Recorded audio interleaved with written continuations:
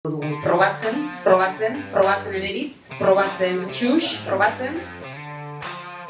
Kaixo eta ongi etorri landetxeko inaugurazioa.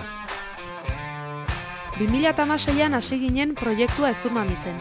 Oihartzunek zituen behar estrategikoak aztertu eta 4 lehentasun identifikatu genituen.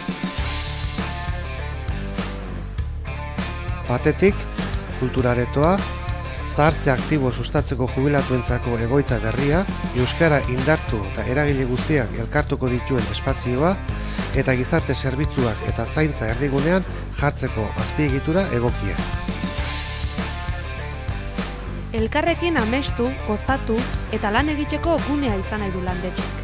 Herrigintza indartu eta herriko ehuna artikulatzen jarraitzeko bitartekoa. Oihartzuarren aterpe berria. Landetxen batuko dira aurrerantzean herriko jubilatuak, euskalgintza, kulturgileak eta kulturzaleak.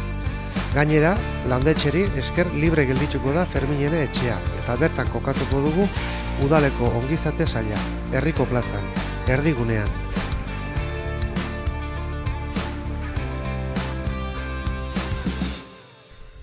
Obra eta eraikina bera baino garrantzitsuagoa izan da udalarentzat proiektu osoa hasieratik herritarrekin elkarlanean definitzea. Arloz arlo, parte hartze prozesua beratsak jarri ditugu martxan horretarako.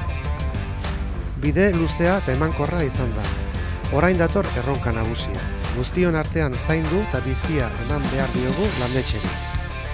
Herri bizia da Oihartzun, eragileetan eta auzo-auzo egunero isilean lan egiten duzuenak zarete herri honen benetako altxorra. Zuek zarete herri hau mugitzeko indarra, eta aurrerantzean elkarlanerako aterpe berri bat eskainiko digu landetxek.